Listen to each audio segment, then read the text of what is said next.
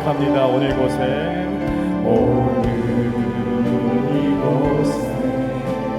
계신 성령님 우리에게 말씀하시고 우리 가르치소서. 다시 우리 마음 열어주시고 주의 빛으로 밝혀 우리 인도하소서. 주님보다 서지 않고 겸손하게 주님의 말씀 기다리니 주님 손에 우릴 드립니다. 사랑으로 인도하소서.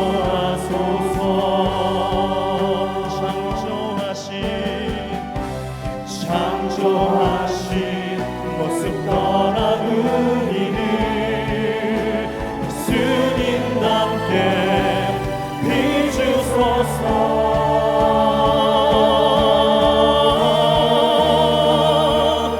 주님보다 앞서지 않고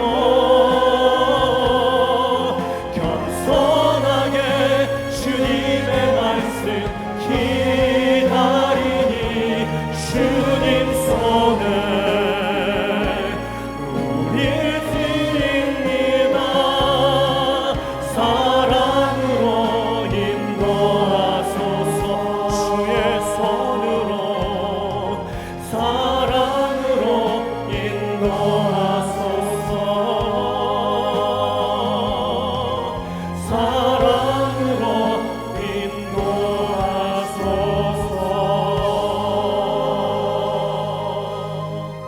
아멘. 우리 8월의 찬양을 부르는 마지막 주간이에요. 아쉽나요? 저는 아쉬운데 안 나오시는 얼굴 같으세요. 오늘 우리 찬양할 때는요, 우리 선교지에 고통받는 사람들을 위해서 또 전쟁에 있어서 슬픔을 갖고 있는 사람들, 그 사람들 마음을 품어가면서 우리가 주님의 마음으로 안타까운 마음으로 찬양했으면 좋겠습니다. 또한 우리 자녀들을 품는 마음으로 우리 공동체 가운데 모든 사람들이 빛과 소금의 역할을 할 수 있도록 이 찬양들이 우리 가운데 역사하길 소망합니다. 함께 찬양하겠습니다.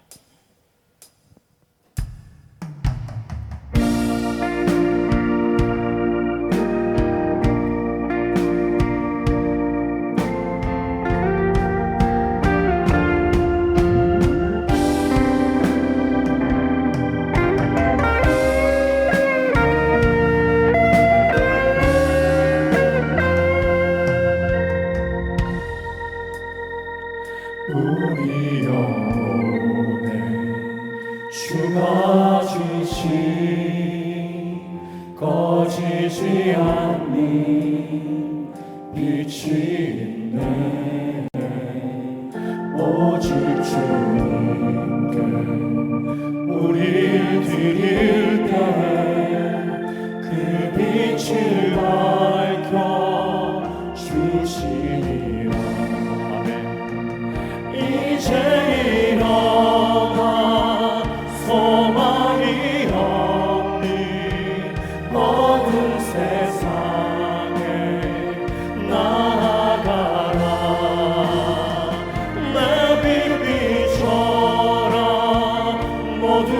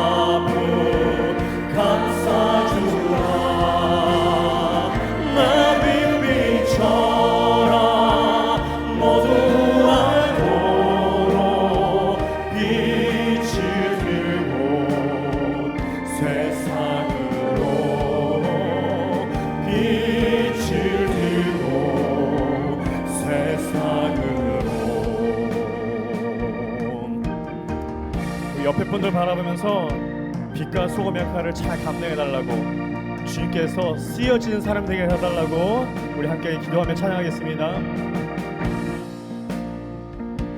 우린 세상의 빛 밝게 비춰라.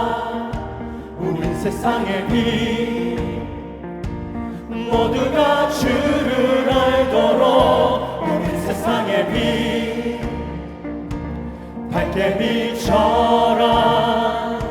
주의 오실 길 예비하라.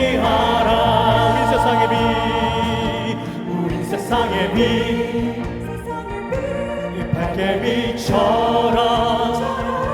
우린 세상의 빛 모두가 주를 알도록.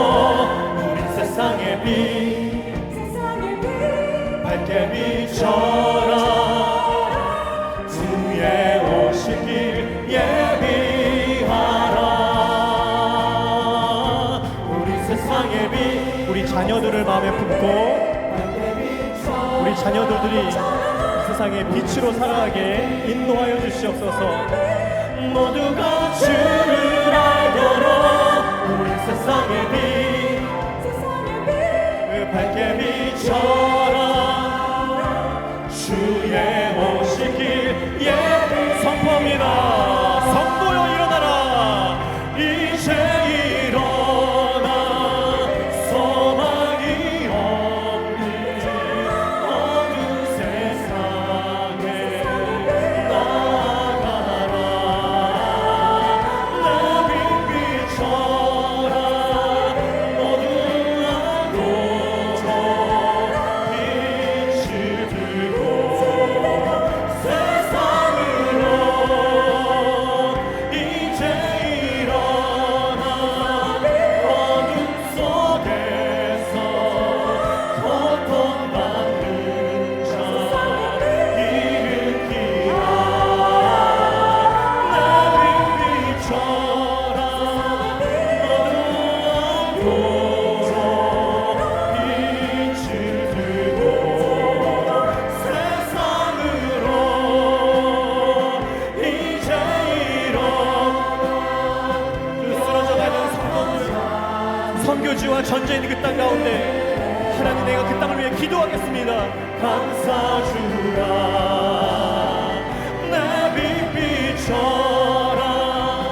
모두 알도록 빛을 들고 세상으로 빛을 들고 세상으로.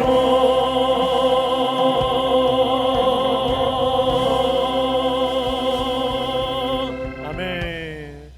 빛을 두고 세상을 나가는 우리 모든 세움교회 성도들 되기를 소망합니다. 지난주에 저희는 다윗의 시편 57편을 찬양했습니다. 오늘도 계속해서 다윗의 57편의 찬양들을 이어갈 텐데요. 말씀을 함께 나누고자 합니다. 내 마음이 확정되었고 내 마음이 확정되었사니 내가 노래하고 내가 찬송하리로다. 내 영광아 깰지어다. 비파와 수금아 깰지어다. 내가 새벽을 깨우리로다. 하나님이여, 주는 하늘에 높이 들리시며 주의 영광이 온 세계 위에 높아지기를 원하나이다. 이 시간에 나의 예배를 통해서, 나의 삶을 통해서 주님이 높아지기를 소망합니다. 내가 새벽에 눈이 깨어지는 그 순간부터 내가 주님을 노래하겠습니다. 이 마음으로 우리가 기쁜 마음으로 찬양하며 나가도록 하겠습니다.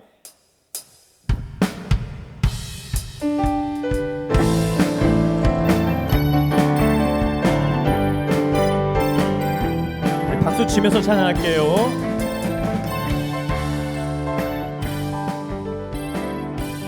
주여 나의 마음이 주께로 정하였습니다. 그래서 나는 찬양합니다. 찬양하리라. 내가 눈을 뜬 그 순간부터 나의 영혼아 비파와 수금 들어라. 이 새벽에 내가 찬양하리라. 나의 노래로 멜로디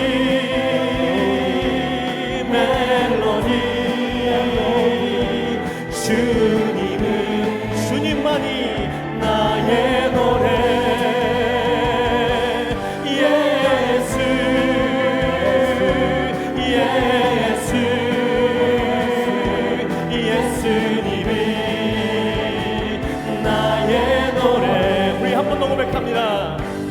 주여 나의 마음이 주께로 정해졌으니 나는 주 찬양하리라.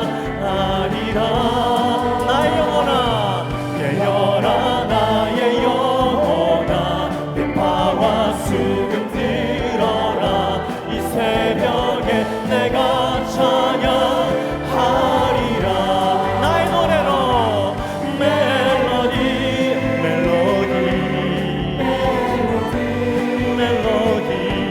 예수님이 나의 노래 예수 예수 예수 예수님이 나의 노래 나의 노래로 멜로디 멜로디 멜로디 멜로디 주님이 나의 노래 예수 예수 예수 예수님이 나의 노래.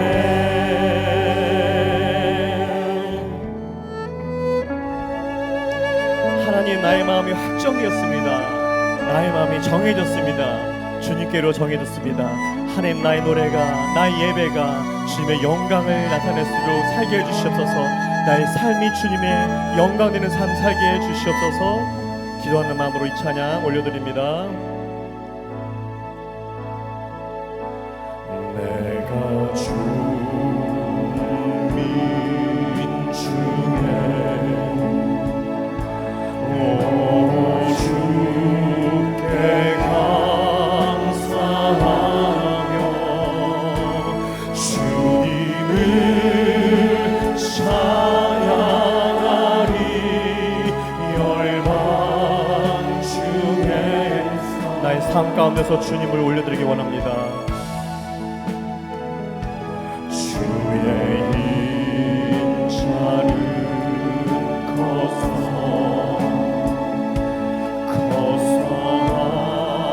하늘에 비치고 주의 진리 넓은 궁창에 이르나니.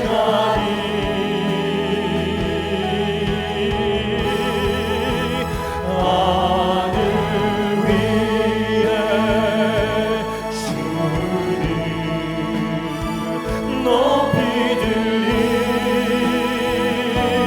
들리며 주의 영광은 온 세계 위에.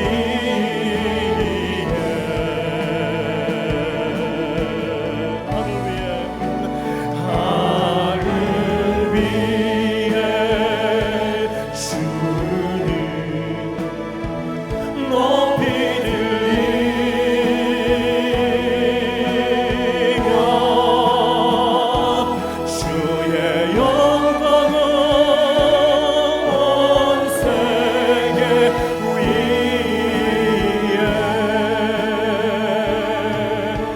다시 한번 나의 마음으로 고백합니다. 내가 민 중에 오 주께 감사하며 주님을 찬양하리. 열방 중에서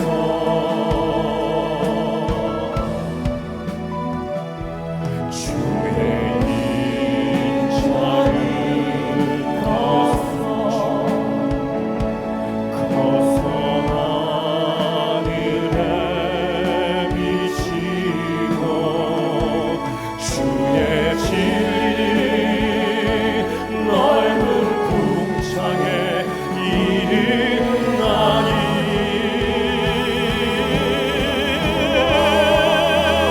하늘 위에 주님을 올려드립니다. 나의 마음으로 나의 노래로 나의 나의 전심으로 예배하기 원합니다. 주의 영광은 온 세계 위에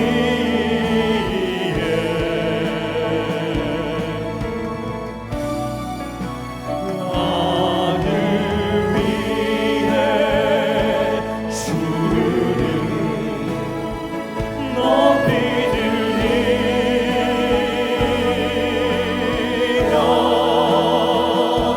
주의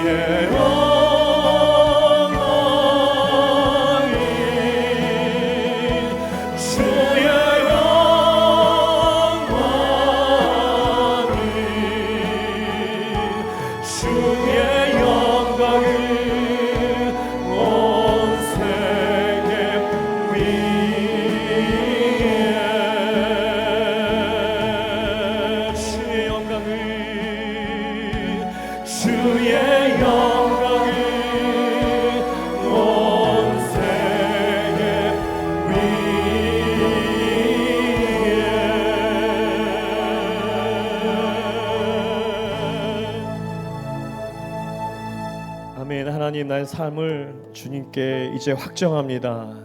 아버지 하나님, 나의 영적인 선을 주님께 바라봅니다. 내 마음이 확정되었사오니, 내 마음이 정해졌사오니 하나님, 나의 노래로 주님을 찬양하며 높여드리는 나의 삶이 되게 인도해 주시옵소서. 내가 눈을 뜨는 그 아침부터 눈을 감는 까지 주님을 노래하고 영광 드리는 나의 삶 될 수 있도록 인도해 주시기 완전히 원합니다. 하나님, 나의 삶 가운데 진리가 선포되고 나의 삶 가운데 주님의 아버지 하나님 그 말씀이 선포되는 나의 삶을 살 수 있도록 인도해 주시고, 나의 삶을 통해서 주님께 날마다 영광을 선포하는 우리의 삶들이, 우리 아비들의 삶들이, 우리 자녀들의 삶들이 될 수 있도록 기도했으면 좋겠습니다. 함께 기도하겠습니다. 사랑이 많으신 하느님 아버지, 오늘 저희를 불러주셔서 함께 모여 찬양하며 기도할 수 있도록 은혜 주심을 감사드립니다. 우리가 드리는 이 예배가 형식이 아니라 마음을 다해 드리는 기쁨의 자리가 되게 하시고, 우리의 기도와 찬양이 아버지 하나님 마음을 기쁘시게 하여 주시옵소서.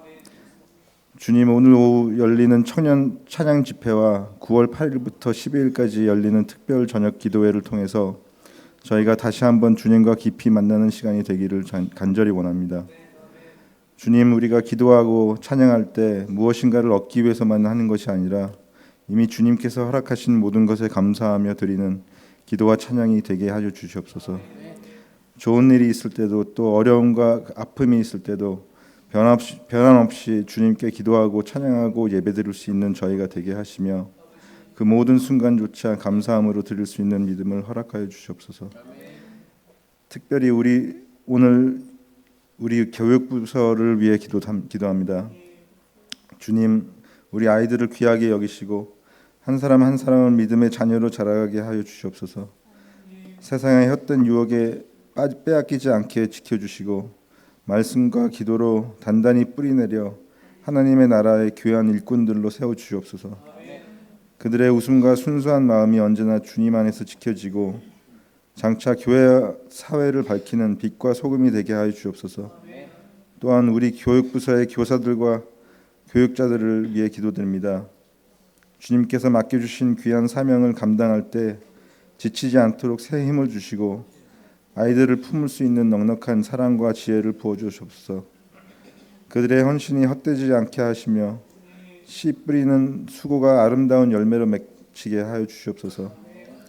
주님, 가정에서도 부모와 자녀가 함께 말씀을 읽고 함께 기도하며 함께 예배드리는 복된 신앙의 가정들이 세워지기를 소망합니다. 아이들이 교회에서뿐만 아니라 가정에서도 세상에서도 믿음 안에서 자라나도록 주님 은혜 내려주시옵소서. 오늘 드려지는 모든 찬양과 기도 위에 주님 함께 하시고 저희 모두가 주님 사랑 안에 하나 되어 나아가게 하소서. 감사드리며 우리 사랑하신 예수 그리스도의 이름을 기도드립니다. 아멘. 박수 치면서 함께 찬양했습니다. 주 어느 때 다시 오실는지 아는 이가 없으니 등 밟히고 너는 깨어 있어 주를 반겨맞으라.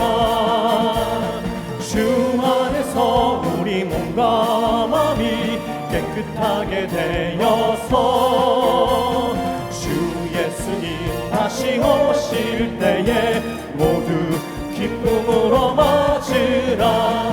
주 오늘에 다시 오신다면 부끄러움 없을까. 잘하였다 주님 칭찬하며 우리 맞아주실까. 주 안에서 우리 몸과 마음이 깨끗하게 되어서 주 예수님 다시 오실 때에 모두 기쁨으로 맞으라. 주 예수님 맡겨주신 일에 모두 충성 다했나. 내 맘속에 확신 넘칠 때에 영원한 식 얻겠네. 주 안에서 우리 몸과 마음이 깨끗하게 되어서 주 예수님 다시 오실 때에 모두 기쁨으로 맞으라. 주 예수님 언제 오실는지 한낮에나 낮에나 늘 깨어서 주님 맞는 성도 주의 영광 보겠네. 주 안에서 우리 몸과 마음이 깨끗하게 되어서 주 예수님 다시 오실 때에 모두 기쁨으로 맞으라. 아멘. 우리 말씀 같이 보겠습니다. 요한계시록 19장 1절 10절입니다. 우리 방금 불렀던 찬양과 관련이 되어져 있는, 깊이 관련이 되어져 있는 그런 본문의 말씀입니다. 요한계시록의 기승전결이라면 결에 해당하는 이야기가 19장부터 마지막 장까지 이어지는데요. 그동안 많이 오셨습니다. 오늘 19장 1절부터 10절까지 우리 같이 한 목소리로 읽겠습니다. 이 일 후에 내가 들으니 하늘에 허다한 무리의 큰 음성 같은 것이 있어 이르되 할렐루야, 구원과 영광과 능력이 우리 하나님께 있도다. 그의 심판은 참되고 의로운지라. 음행이로 땅을 더럽게 한 큰 음료를 심판하사 자기 종들의 피를 그 음료의 손에 갚으셨도다 하고, 두 번째로 할렐루야 하니 그 연기가 세세토로 올라가더라. 또 24장로와 네 생물이 엎드려 보좌에 앉으신 하나님께 경배하여 이르되 아멘 할렐루야 하니, 보좌에서 음성이 나서 이르시되 하나님의 종들 곧 그의 경외하는 너희들아, 작은 자나 큰 자나 다 우리와 함께 찬송하라 하더라. 또 내가 들으니 허다한 무리의 음성과도 같고 많은 물소리와도 같고 큰 우레소리와도 같은 소리로 이르되 할렐루야, 주 우리 하나님 곧 전능하신 이가 통치하시도다. 우리가 즐거워하고 크게 기뻐하며 그에게 영광을 돌리세. 어린 양의 혼인 기약이 이르렀고 그의 아내가 자신을 준비하였으므로 그에게 빛나고 깨끗한 세마포 옷을 입도록 허락하셨으니 이 세마포 옷은 성도들의 옳은 행실이로다 하더라. 천사가 내게 말하기를 기록하라. 어린 양의 혼인잔치에 청함을 받은 자들은 복이 있도다 하고, 또 내게 말하되 이것은 하나님의 참되신 말씀이라 하기로 내가 그 발 앞에 엎드려 경배하려 하니, 그가 나에게 말하기를 나는 너와 및 예수의 증언을 받은 내 형제들과 같이 된 종이니 삼가 그리하지 말고 오직 하나님께 경배하라. 예수의 증언은 예언의 영이라 하더라. 아멘. 아멘. 아마 몇 년 전의 이야기일 거예요. 제가 세움교회를 하기 전에 하던 교회에서 있었던 이야기인데, 설교를 예배를 다 마치고 이렇게 나가면 이렇게 손잡고 인사하잖아요, 목회자가. 근데 어떤 이제 어르신이 지나가면서 그러시는 거예요. 목사님, 오늘 교훈 잘 들었습니다. 그러시는 거예요. 인사한 말로 그렇게 했겠지만 목회자인 저 입장에서는 되게 마음이 확 무너졌어요. 여러분, 물론 설교라는 거가 이제 하나님 말씀을 묵상하고 또 읽고 해석해서 전달하는 입장에서 이제 목사의 이제 설교일 수도 있겠죠. 목사의 설교도 있고 목사의 교훈이기도 할 수 있는데, 그게 하나님의 음성으로 들리지 아니하면, 즉 하나님이 나한테 주시는 메시지라고 들리지 않으면 그 좋은 깨달음이나 좋은 교훈이나 이런 것은 나한테 그냥 스쳐 지나가는 거예요. 어떠한 행실로도 아무런 도움이 되지 않아. 그렇기 때문에 여러분, 찬양이나 또는 기도나 또 이렇게 말씀을 읽다가 뭔가 어떤 하나의 탁 단어가 삐니 꽂힐 수도 있고 어떤 메시지가 나한테 와 닿을 수도 있어요. 그럴 때 그게 하나님이 주시는 음성으로 아멘 해버리면 그게 이제 내가 살아간 삶이 적용이 돼요. 그러니까 내가 깨달은 것은 이상하게 삶으로 실천이 안 되더라고요. 그러니까 하나님이 주셨다, 하나님이 하셨다라고 하면은 이젠 거기 안에 뭔가 액션이 이제 취해지게 되어지죠. 그런 의미에서 혹시 여러분들이 오늘 예배하는 가정 가운데 뭔가 터치가 되고 깨달아진 거가 눈에 보이지 않는 성령 하나님의 터치시구나, 말씀이시구나라고 아멘하고 받아들일 수 있게 바랍니다. 아멘하는 순간 나는 그거를 살아내려고 아마 할 겁니다. 오늘은 그 장차 우리가 갈 하나님의 나라, 즉 하나님이 준비해 두신 어린 양 혼인 잔치에 관한 이야기예요. 오늘 사도 요한에게 천사가 나타나서 말을 합니다. 이제 말을 하는데 기록하고 적어라 그랬더니 9절에 뭐라고 합니까? 어린 양의 혼인 잔치에 청함을 받은 자들은 복이 있다라고 이렇게 적어라 이렇게 되는 거예요. 여기서 여쭤보겠습니다. 혼인 잔치에 청함을 받은 자들이 누굴까? 하객일까? 아니면 그 혼인 잔치의 주인공인 신부일까? 네? 어떻게 얼핏 보면은 혼인 잔치에 청함을 받았으니 오세요, 다 오세요라고 말하면 하객처럼 들릴 거예요. 그죠? 여러분, 우리가 이 땅에서 살아갈 때 혼인 잔치는 그냥 누가 어디에서 결혼을 한대 그러면은 뭐 내가 나름대로 축의금을 가지고 찾아서 가서 그 사람이 오라 말들 하든 내가 갈 수 있겠죠. 그죠? 그런데 저 혼인 잔치는 내가 가고 싶다고 갈 수 있는 데가 아니거든. 하나님이 작정하고 부르신 사람들만 오게 되어져 있어.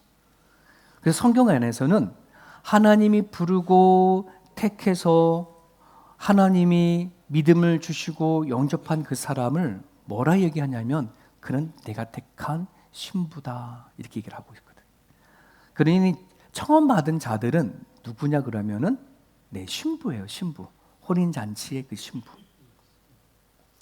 그럼 이거를 조금 더 확장해 버리면 그럼 신부가 누구냐? 19장이지만 21장에 가면 정확하게 어린 양의 신부를 얘기를 합니다. 7 대접을 가지고 마지막 7 재앙을 담은 7 천사 중 하나가 나와서 내게 말하 이르되 이리 오라 내가 신부 곧 어린 양의 아내를 내게 보이리라 하고 성령으로 나를 데리고 크고 높은 산으로 올라가 하나님으로부터 하늘에서 내려오는 그다음 뭐예요? 거룩한 성 예루살렘을 보이니 그러니 어린 양의 아내, 어린 양의 신부가 누구예요? 거룩한 성 예루살렘. 거룩한 성 예루살렘은 뭐예요? 하나님이 부르시고 택한 공동체. 요즘으로 말하면 교회 공동체. 예수 그리스도를 머리로 하고 예수를 믿는 성도들이 모여서 찬양하고 예배하고 기도하는 그 무리를 거룩한 성 예루살렘. 어린 양의 신부라 하더라 그러는 거예요.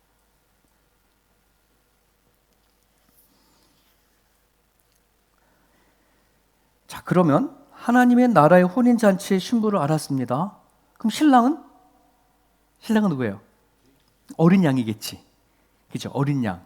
예수 그리스도가 신랑이겠습니다.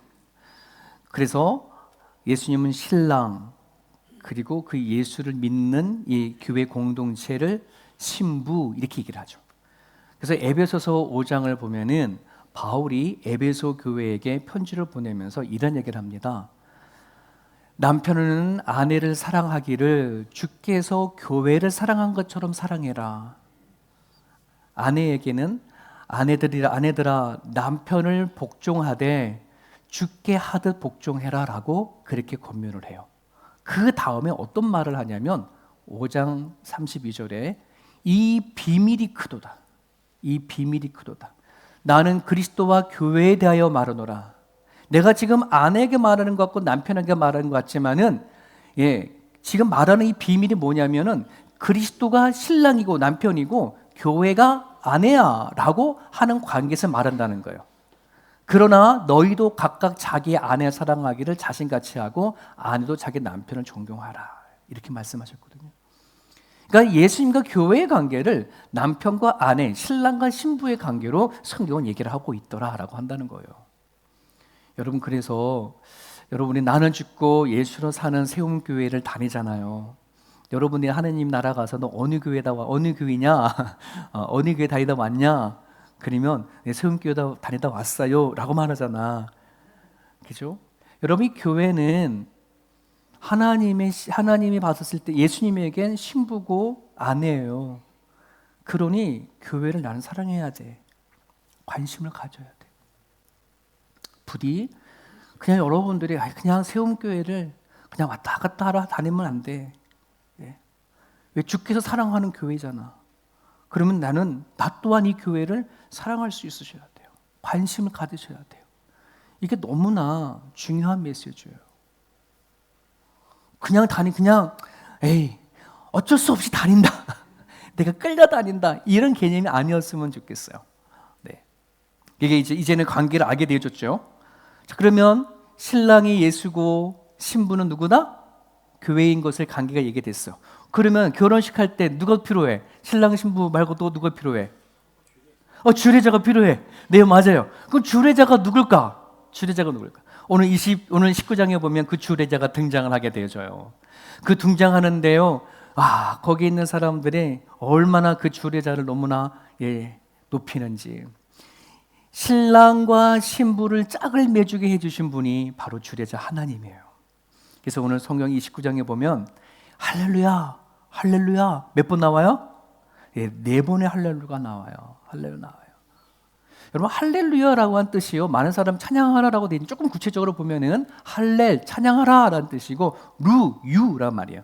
루는 너의, 야훼 하는 말이에요.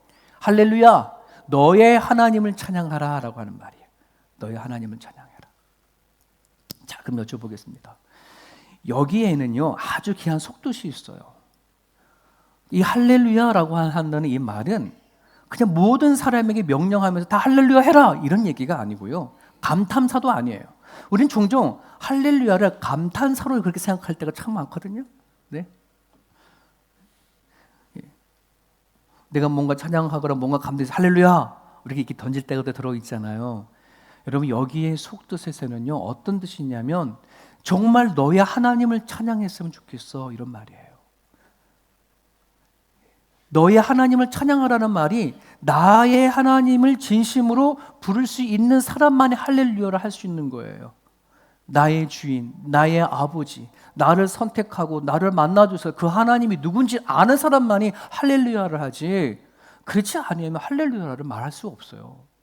그냥 내 입으로만 할렐루야, 아멘 이렇게 얘기하는 거예요. 구원을 받았고 어떤 은혜를 받았는지 이것에 대해서 당당하게 대답할 수 있는 사람들이 할렐루야라고 외칠 수 있는 저와 여러분들이 그 할렐루야가 우리 가운데 있기를 바랍니다. 요즘 세계적으로요 한국 사람이 만든 한국 애니메이션이 있어요. 혹시 보셨을까요? 넷플릭스에서 나온다고 하니까 한번 보십시오. 만화 영화인데요, 데몬 헌터스예요. 여기에 나오는 영상뿐만 아니라 노래가 온 세계를 휩쓸고 있어요. 내 호주의 클럽에서도요 이거 틀어놓고 떼창을 부르고 막 그러거든요. 네? 무슨 말인가 한번 유튜브 가서 보시면은요 다 아실 거예요. 와, 그 떼창하는 거를 보니까 뭐 청소년들은 청년들은 아마 감동받아서 막 울더라고요. 너무너무 좋아서. 근데 오늘 주례자이신 하나님이 등장하시니까요, 하늘에 있는 모든 존재들이 하나님 앞에 떼창을 해요. 어떻게? 할렐루야.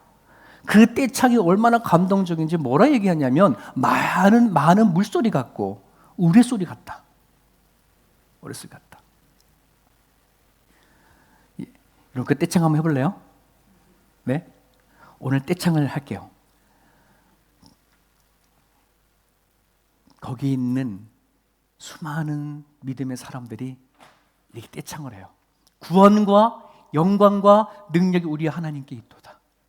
하나님을 경외하는 자들아, 작은 자나 큰 자나 다 우리 하나님께 찬송하라. 주 우리 하나님 곧 전능하신 이가 통치하시도다. 우리가 즐거워하고 크게 기뻐하며 그의 영광을 돌리세요. 한번 해볼까요, 우리?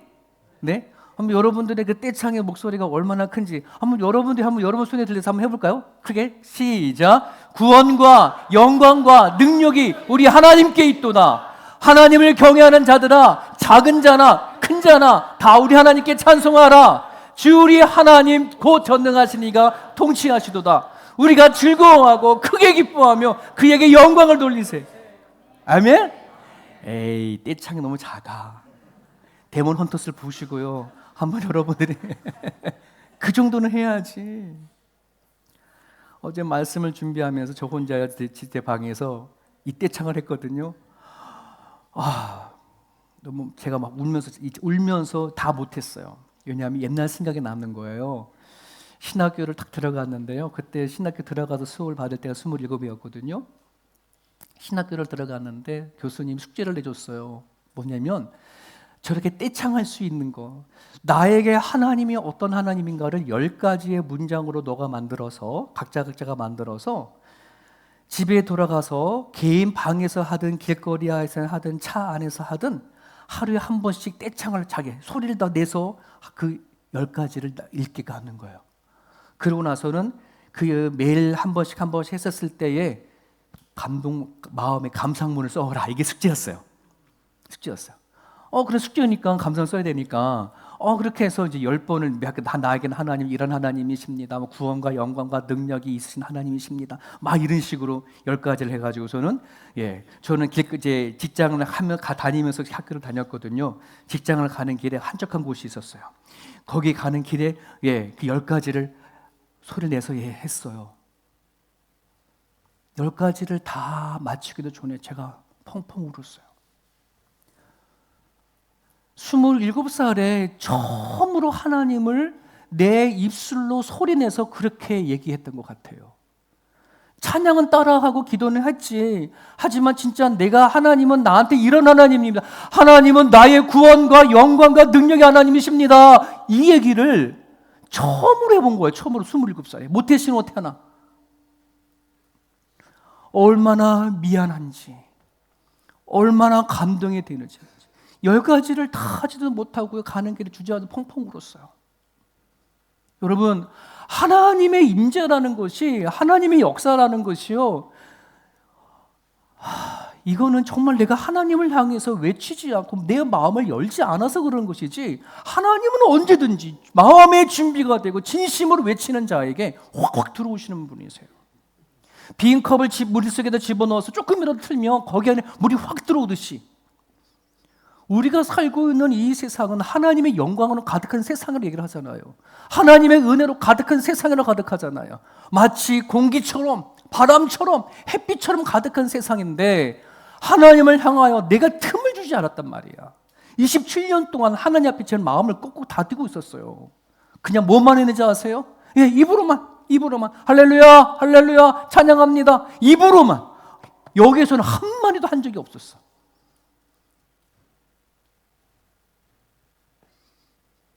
숙제예요, 여러분.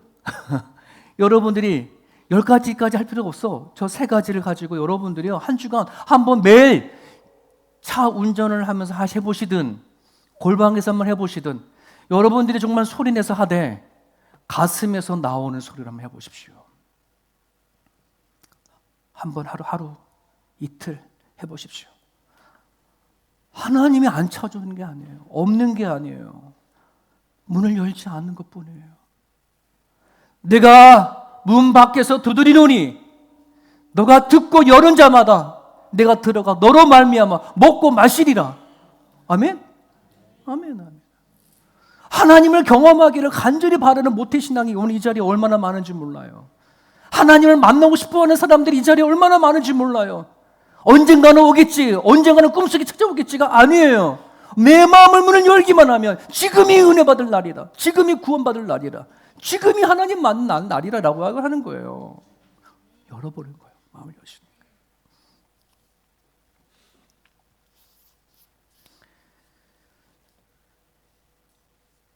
숙제예요. 자, 다음에 누가 필요해요?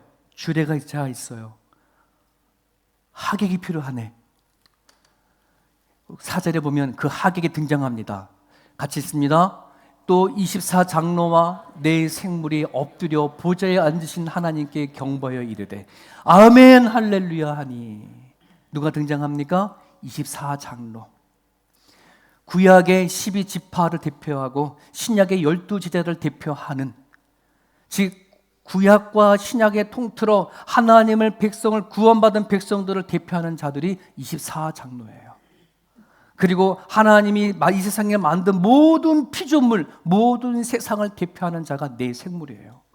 그래서 요한계시록에 24장로, 네 생물, 이들이 하나님을 찬양하고 경배한다는 것은 하나님을 구원받은 백성들과 하나님이 만든 모든 피조물들이 하나님을 향하여 찬양하는 거로 그렇게 보시면 돼요. 어떻게 찬양합니까? 아멘 할렐루야. 할렐루야는 뭔지 알겠어요? 아멘은 뭐예요? 무슨 뜻이에요? 같이 읽게요. 시작.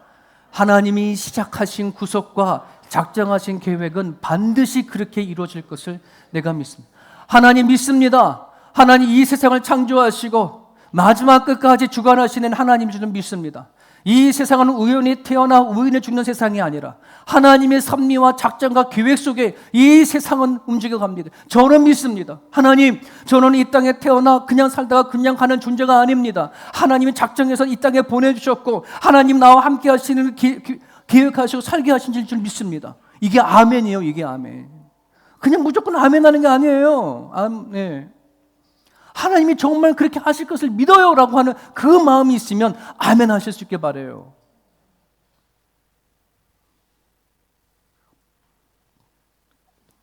장구 치면서 막 노래 부르면 얼쑤 절씨금 이러잖아요. 맞장구 치는 게 아멘이 아니라는 말이에요. 그 찬양을 하는 거예요. 거기 있는 모든 사람들이.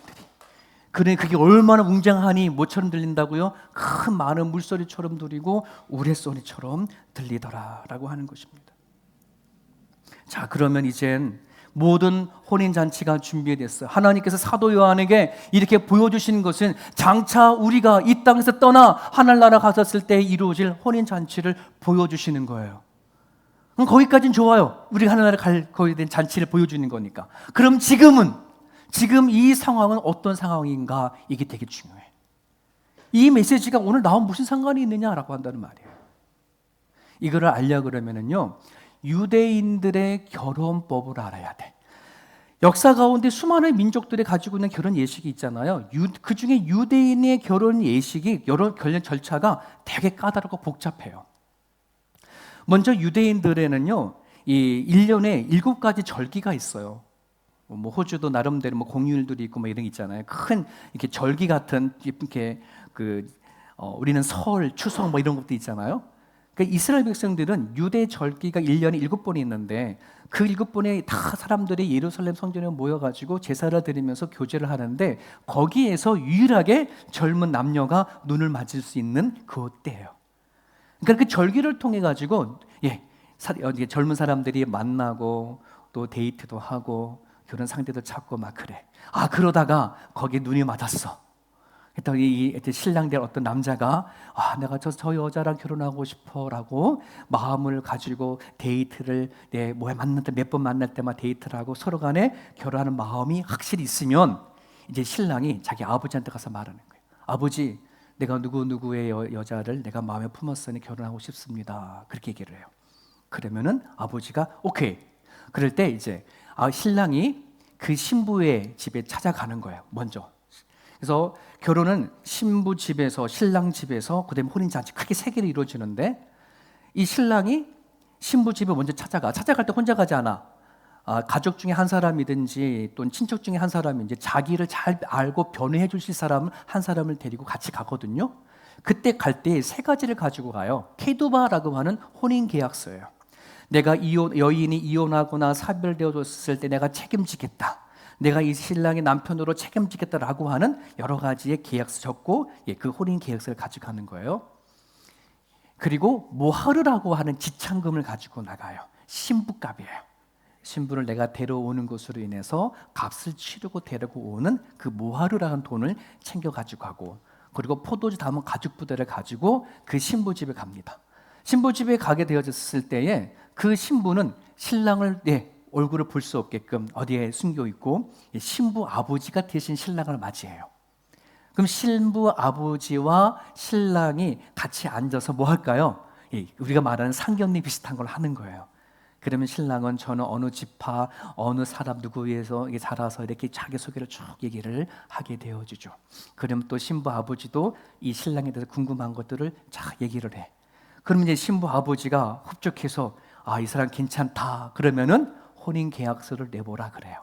그 혼인 계약서를 이렇게 쭉 이렇게 내밀겠죠. 그러고 나서는 나름대로의 이렇게 쭉 살펴봐. 그리고 나서는 그다음 뭐 할까요? 가장 중요한 신부감을 매겨요.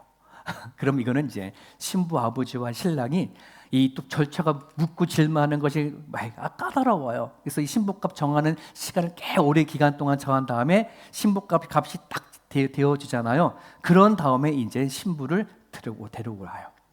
신부를 오라 그래서 신랑과 신부가 서로 마주보는 과정 가운데 혼인 계획서에다가 사인을 하고, 그리고 가지고 온 포도주를 컵에다가 따라요. 그래서 신랑이 반 먹고 신부가 반을 먹어. 그리고 조금 남은 그 포도주를 몇 방울을 혼인 계획서에다 툭툭 두세 방울 떨어뜨려요. 그러면 혼인 계획서 안에 사인과 함께 거기에 이제 포도주가 떨어지잖아요. 이제 당신과 나는 피로 맺은 그런 부부입니다. 여기까지가 약혼이에요. 여기까지가 약혼이에요. 자, 그렇게 하고 나서는 신랑은 뭐 하냐 그러면 이제 바로 집에 와야 되잖아. 그 신부에게 조그만 쪽지를 적어줘. 내가 1년 뒤에 어느 날 언제 오는 게 아니라 1년 안에 내가 데리고 오겠습니다. 1년 후에 당신을 데리고 올 테니 잘 준비하고 계세요라고 서류를 이렇게 편지를 남겨놓고 그리고 집에 와요. 그럼 신랑은 집에 와가지고선 뭐 할게요? 신혼집을 만들기 시작을 해요. 그럼 아버지가 땅을 줄 수도 있고 살던 집을 개조할 수도 있고, 그래서 이 신랑은 1년 동안 열심히 서로 살 집을 열심히 짓고 만드는 거예요. 그럼 옆에서 신랑인 아버지가 그걸 지켜봐요. 도와주지 않아요. 이 아들이 정말 이제는 자기 집을 지어가면서 이 아들이 얼마나 성장했는가, 이 아들이 여인을 만나서 가정을 이룰 만한 그러한 존재가 되는가를 일을 하면서 지켜보는 거, 훈련시켜요. 신부도 마찬가지예요. 이제 약혼을 했으니 이 신부는 집에서 뭐 할까요? 1년 뒤에 남편이 데리고 온다고 하니 그동안에 열심히 뭐 하는 거예요? 신혼 살림을 시집 살림을 그걸 훈련받고 배우는 거죠. 그렇게 되어져요. 자, 그러면 이렇게 훈련을 받는 과정 가운데 어느 날 신랑 아버지가 이거 봐라, 이제 집이 다 지어졌고 이제 이 사람이 결혼할 만도 하구나라고 말하면 아들을 불러요. 아들아, 너 얼른 지금 가가지고서는 신부 데리고 와, 이러는 거예요. 왜? 이것을 결정하는 것은 신랑이 결정하는 게 아니라 신랑 아버지가 그 날짜를 정하게 되어 있어요. 유대법 안에. 자, 그럼 말씀을 볼게요. 요한복음 14장 1절 2절에 보면은 예수님께서 하늘나라 올라가시면서 당신을 믿는 제자들에게 말했단 말이죠. 너희는 마음에 근심하지 말라. 하나님을 믿으니 또 나를 믿으라. 내 아버지 집에 거할 곳이 많도다. 그렇지 않으면 너에게 일렀으리라. 내가 너희를 위하여 거처를 예비하러 가는. 이제 이해가 됐을까요? 예수님께서 하늘나라 올라가셔서 장차 우리가 가서 살 그 집을 뭐 한다? 예비한다. 마치 신랑이 1년 동안을 뭐 하는 것처럼 신혼집을 짓듯이 그 얘기인 거예요. 그러니까 이스라엘 백성들은 저게 무슨 말인지 너무나 잘 이해가 되는 거죠. 네. 이해됐을까요? 예수님이 또 뭐라 그러냐면 예수님이 다시 오신다고 했잖아. 근데 그거를 본인이 안 돼, 내 아버지가 한다 그랬어. 내 아버지가 한다. 신랑의 아버지가 이젠 됐어, 넌 이제 가도 돼, 이제 이 얘기를 하는 거예요. 그러면 신랑은 너무너무 뭐 하는 거예요? 그 아버지의 그 말이 언제 떨어질까? 집은 다 진 것 같은데, 이 정도면 된 것 같은데 언제 데리고 오나 하나? 이 아들은 1년 동안 내내 마음을 막 그러는 거예요. 그럼 허락이 떨어지는 순간 뭐 하는 거예요? 예, 모발번치 할 수 없지. 말 타고 막 가는 거예요. 네. 그러면 그거를 신부가 알아요, 몰라요? 모르지. 언제 오는 거는 신부도 몰라. 예. 그날에 가라면 그날 가는 게 이제 유대법이니까. 자, 그러면 이게 이제 유대인의 결혼의 방지 중인데, 그럼 오늘 우리가 이제 신부라 얘기를 한다 그러면 지금 우리가 살고 있는 이 시대는 어떤 시점이냐 그러면은 신랑이 1년 동안 자기 집에서 예비하고 집을 짓는 동안에 신부는 자기 집에서 또한 훈련이 되겠죠. 신랑과 같이 살 준비를 하겠죠. 그 기간이 우리가 지금 예수님 믿고 살아가는 이 기간이라는 거예요. 이해가 됐을까요? 네. 그래서 오늘도 본문에 이런 말씀 있죠. 우리가 즐거워하고 크게 기뻐하며 그에게 영광을 돌리세요.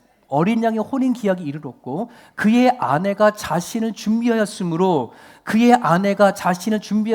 그에게 빛나고 깨끗한 세마포 옷을 입도록 허락하였으니 이게 어떤 의미일까요? 즉 신랑과 신부가 약혼을 했어. 약혼을 했다는 것 자체는 이미 뭐야? 당신은 내 아내야, 이런 거예요. 내 아내야. 그러니 이제는 당신 내 아내로서 1년 동안 잘 준비해 주세요. 정교를 지켜주세요. 순교를 지켜주세요. 이런 거죠. 이해됐습니까? 네. 거룩 세마포 옷을 입도록 허락하시니 이 세마포 옷은 뭐다? 성도들의 옳은 행실이로다 하더라. 자, 여기서 조금 더 짚고 갈게요. 세마포 옷을 입도록 했구나. 오늘 우리가 예수 그리스도의 신부인 그리스도인이라면 예수님께서 우리들에게 세마포 옷을 입도록 허락하셨구나. 그럼 그것이 뭐냐라고 한다는 말이에요. 그게. 그럼 우리는 생각하기로 옳은 행실이니까 착한 일 뭐 이렇게 살아야 되겠구나, 이렇게 얘기를 하고 있는데요. 여러분 그거보다 조금 더 더 나아가는 건데요. 헬라어로 뭐라 되냐면은 디카이오마타라고 되어 있어요. 이 디카이오마타라고 하는 말이 어떤 의미냐면은 요한계시록 15장 4절에 보면 디카이오마타라는 말이 기록이 되어 있어요. 한번 같이 읽어볼게요. 시작. 주여, 누가 주의 이름을 두려워하지 아니하며 영화롭게 하지 아니하오리까? 오직 주만 거룩하시니이다. 주의 의로우신 일이 나타났음에 만국이 와서 주께 경배하리라 하더라. 여러분, 여기 디카이오마타가 똑같은 단어를 써요. 그런데 아까 19장에서는 옳은 행실이다라고 표현을 했는데 여기는 다르게 번역하고 있어요. 어떤 단어일 것 같아요? 네, 주의 의로우신 일이라고 하는 이 단어가 디카이오마타라고 기록되어 있어요. 그러니 여러분, 우리가 생각했었을 때 내가 그냥 착한 일을 하는 거, 선한 일을 행하는 거, 이것은 마치 내가 내 옷을 그냥 입는 것 같은 부분들이지만은 하나님이 주신 선한 하나님이 주신 세마포 옷은 주의 의로우신 일, 주께서 우리를 위하여 기꺼이 헌신하시고 십자가 못 박혀 돌아가신 그 일을 입어라, 이런 말이에요. 이런 일을 입어라, 이 말이에요. 그래서 이걸 조금 더 자세히 말하면 이런 말입니다. 같이 읽을게요. 시작. 예수 그리스도의 의의 옷을 입는 것은 예수 그리스도가 십자가에 달려 죽으신 복음의 가치를 깨닫고 믿음과 순종을 통해 삶 속으로 드러내는 열매를 말합니다. 그 착한 일이 아니에요. 그 착한 일 더 이상이에요. 예수님께서 나한테 다가와서 어떤 일을 하셨는지, 나를 구원하시고 복음을 주셨는데 그 가치가 무엇인지 깨닫고 예수님의 그 복음의 가치를 내가 살아간 삶 속에 가지고 나와서 순종하고 복종함을 통해서 하나님이 바라시는 열매를 드리는 것을 우리는 디카이오마타라고 얘기하는 거예요. 우리에게 그것을 허락했대. 그럼 이거를 조금 더 구체적으로 그러면 이거가 그럼 우리는 앞으로 예수 그리스도의 신부로서 예수님께서 하늘나라에서 준비하듯이 우리가 여기서 예수님을 만나기 전에 준비해야 될 구체적인 것이 뭐냐? 세 가지를 기억하세요. 하나 봅니다. 빌립보 3장 9절 시작. 그 안에서 발견되려 함이니 내가 가진 의는 율법에서 난 것이 아니요 오직 그리스도의 믿음으로 말미암은 것이니 그 믿음으로 하나님께로부터 난 의다. 의가 뭐예요? 뜻. 내가 가지고 있는 생각, 내가 가지고 있던 옳다는 것. 그 전에는 다 내 의로 가지고 살았어. 내 방식, 내 계획, 내 뜻, 내 의지. 그런데 이제는 아니야. 예수님이 내 신랑이 됐잖아. 그러면 이제 뭐 하는 거예요? 내가 가지고 있는 생각과 내 뜻이 신랑과 맞춰가는 거예요. 그래서 믿음으로 하나님부터 오는 의를 내가 가지게 되었어. 나는 죽고 예수로 사는 걸 얘기하는 거예요. 그전에는 내 뜻으로 살았지만 이제는 하나님의 뜻이 뭔지 알았으니 이 훈련을 하는 거예요. 디카이오마타. 이게 옳은 행실이에요. 하나님의부터 난 의를 붙잡고 살아가는 거. 두 번째, 골로새 3장 9절. 이 장과 절은 똑같아요. 같이 읽게요. 너희가 서로 거짓말을 하지 말라. 옛사람과 그 행위를 벗어버리고 새 사람 입었으니 이는 자기를 창조하신 이의 형상을 따라 지시기까지 새롭게 하심을 입은 자다. 야, 너가 새 사람을 입었지. 세마포 옷을 입었지. 세마포 옷을 입었으니 이제는 너 거짓말하지 마. 여러분 거짓말하지 마세요. 근데 우리는 거짓말 너무 쉽게 해요. 밥 먹듯이 해요. 그죠? 서로 거짓말하지 말아라. 옛사람과 그 행위를 벗어버리는 거예요. 여러분 하나님이 하지 말라 그러면 하지 않는 거가 되게 중요해요. 여러분 부부 사이에요. 다른 거 큰 거 바라지 않아요. 제발 좀 정직 좀 해. 정말 속이지 좀 말어. 제발 말투 좀 바꿔. 네? 그러면 많은 사람들은 나는 나야. 네가 뭔데? 이렇게 말하면 안 된단 말이에요. 부부 가운데. 그러면 큰일 나는 거예요. 그게 믿는 사람이 부부 살 일이 아니에요. 내 남편이 싫어한다면, 내 아내가 싫어하면 기꺼이 바뀌어줘야지. 그죠? 그렇게 하기로 작정했잖아요. 결혼할 때. 안 그래요? 저만 한 것 같은데. 저는 그렇게 사인하잖아요. 여러분들이 결혼할 때 잘못했어. 사인 다 하고 해야 되는데, 거짓말하지 않겠습니다. 이렇게 하고 했어야 되는데. 옛 것은 지나갔으니 보라 새 것이 되어졌도다. 거짓말하지 않는 거, 탐욕, 이게 이루어져야 된다는 거. 하나 더 있어요. 이제 이것이야말로 우리가 알고 있던 착한 행실을 얘기하는 거예요. 우리 한 달 동안에 8월달 한 달 동안에 불렀던 찬양이 아까 뭐였어요?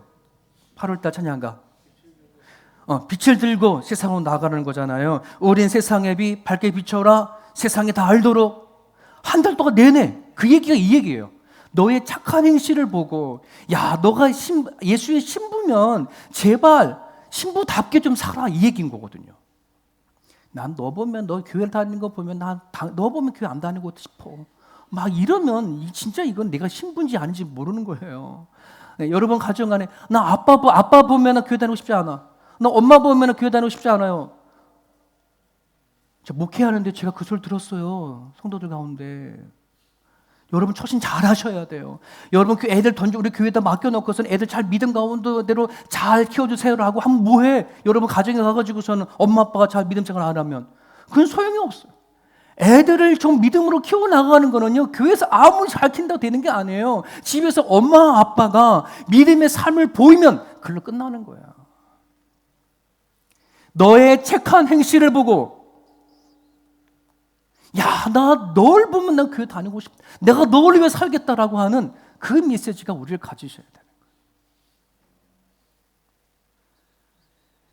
여러분 이렇게 그런 말 하잖아요. 아유 신부가 아깝다. 에이 신랑이 아깝다. 이런 말을 하잖아요. 이렇게 보면 누군가 우리에게 예수가 아깝다. 이러면 안 돼요. 네. 이미 이 얘기는 뭐냐면 예수님의 신부답게 살아라. 따라합시다. 내가 예수님의 신부랍니다. 신부답게 살자. 그 얘기인 거예요. 그 얘기, 이 얘기가.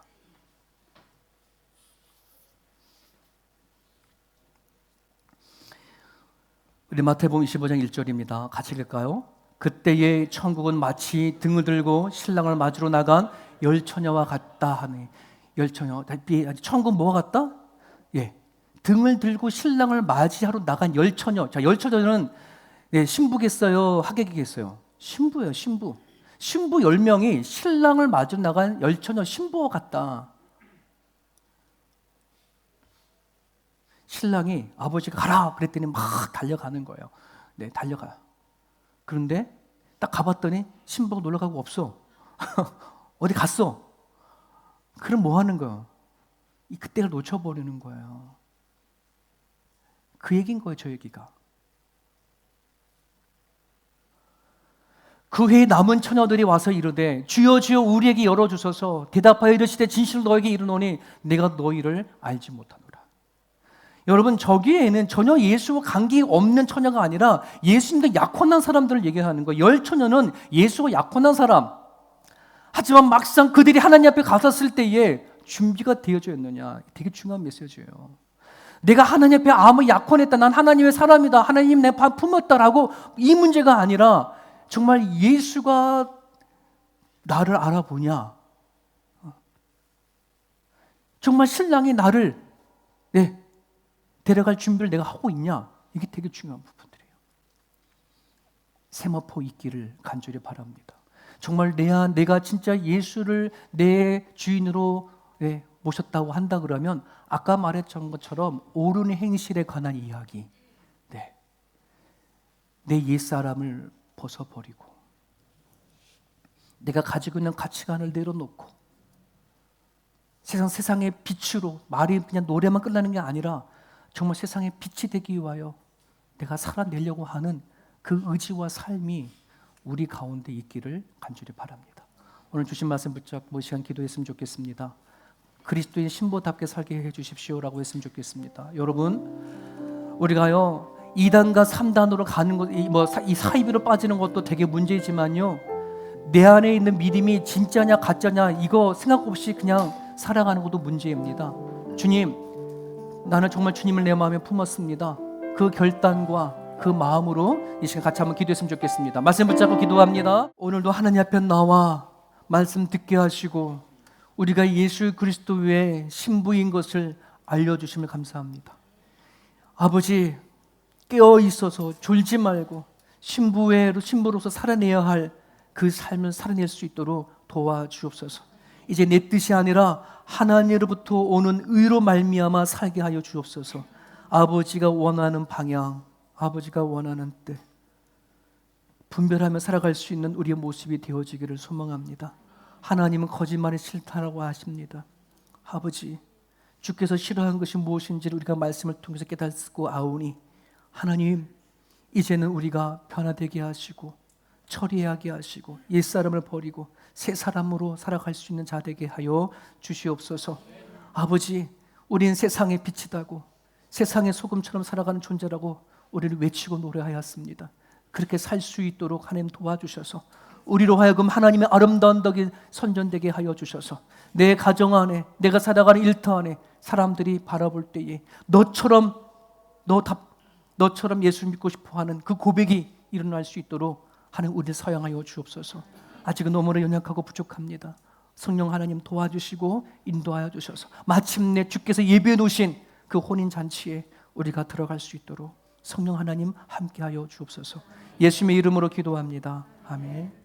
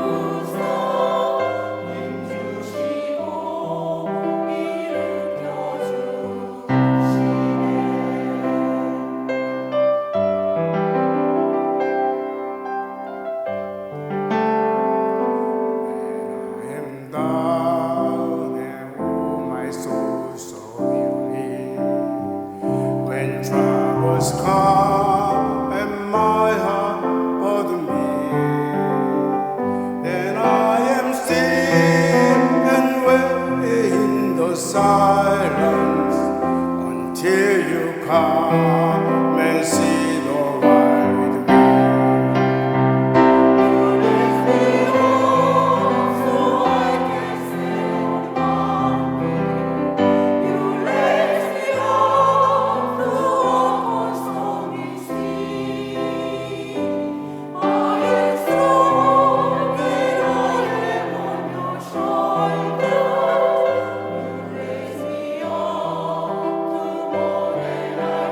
Thank you.